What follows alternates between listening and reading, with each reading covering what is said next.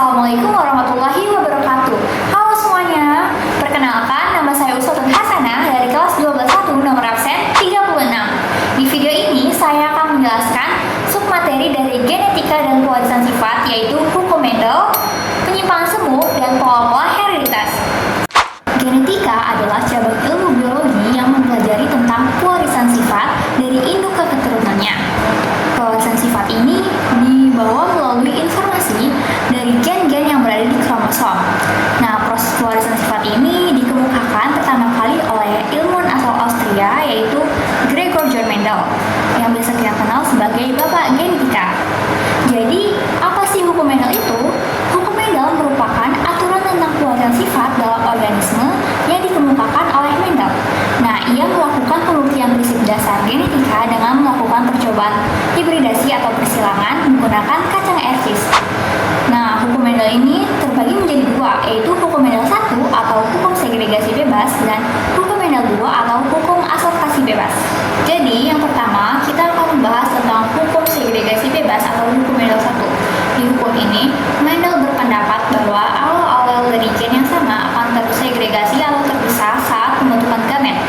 Jadi, hukum ini tuh merupakan persilangan antara dua individu dengan satu sifat yang beda atau monohibrid. Nah, persilangan itu terbagi menjadi dua, yaitu persilangan monohibrid dominan penuh dan persilangan intermediate. Persilangan monohibrid dominan penuh merupakan persilangan yang terjadi jika keturunannya memiliki sifat yang sama dengan salah satu induknya. Di sini tuh gen dominan menutup penuh ekspresi gen dari gen resesif.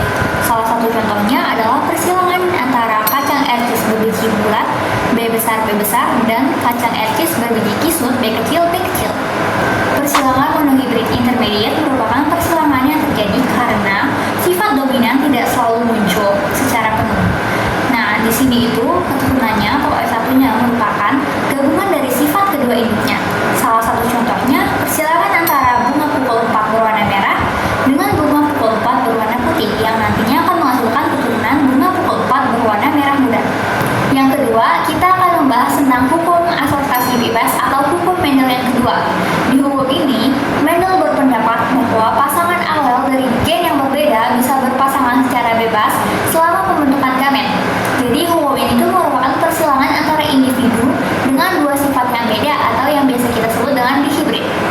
Nah, salah satu contoh persilangannya itu persilangan antara kacang Erkis berbiji bulat warna kuning dengan kacang Erkis berbiji kisut warna hijau. Dalam percobaan-percobaan genetika, para peneliti seringkali menemukan adanya rasio fenotip yang ganjil, seakan-akan tidak lagi mengikuti hukum-hukum Mendel. Misalnya pada perkawinan antara dua individu dengan dua sifat yang beda. Rasio fenotip F2-nya tidak selalu 9:3:3:1, namun bisa saja 12:3:1, 15:1, 9:7, dan 9:3:4. Nah, hal tersebut karena adanya penyimpangan semu. Jadi, apa sih penyimpangan semu itu?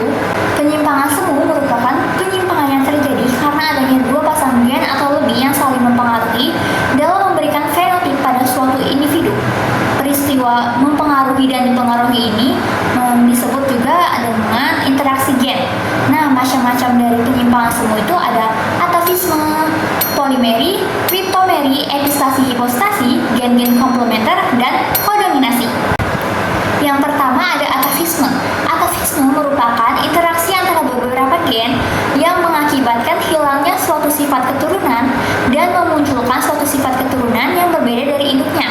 Contohnya itu persilangan antara jengger ayam Ross R besar P kecil P kecil dengan jengger ayam Pea R kecil P besar P besar. Yang kedua ada polimeri. Polimeri merupakan interaksi gen-gen yang berbeda alel yang memunculkan satu fenotip dan bersifat kumulatif atau saling menambah. Contohnya itu persilangan antara gandum berbiji merah M besar 1, M besar 1, M besar 2, M besar 2 dengan gandum berbiji putih M kecil 1, M kecil 1, M kecil 2, M kecil 2. Yang ketiga ada kriptomeri. Kriptomeri merupakan peristiwa tersembunyinya suatu gen dominan jika tidak berpasangan dengan gen dominan lainnya. Jadi jika gen dominannya itu berdiri sendiri, maka sifatnya itu nanti akan kriptos atau tersembunyi. Contohnya itu persilangan antara bunga Linaria marokana warna merah dengan bunga Linaria marokana warna putih. Yang keempat ada epistasi hipostasi, yaitu peristiwa ketika dari alelnya. Gen yang menutupi disebut epistasi, sedangkan gen yang tertutupi disebut hipostasi.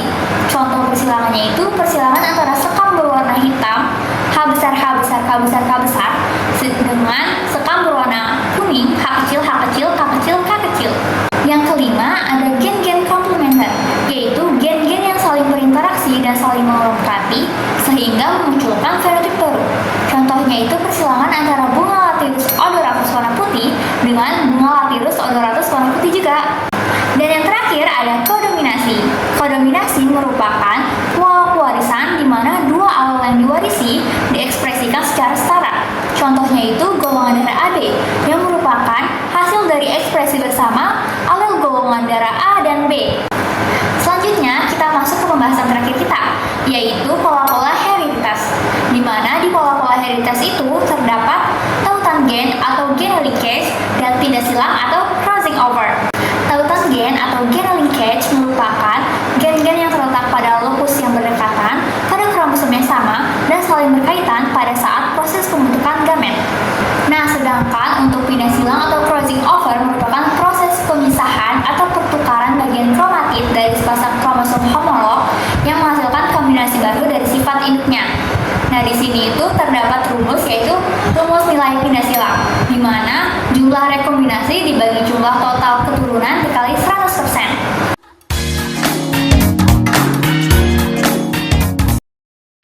Jadi, hukum Mendel memberikan dasar pemahaman bagi kita tentang bagaimana sifat diwariskan, meskipun ada beberapa penyimpangan yang terjadi.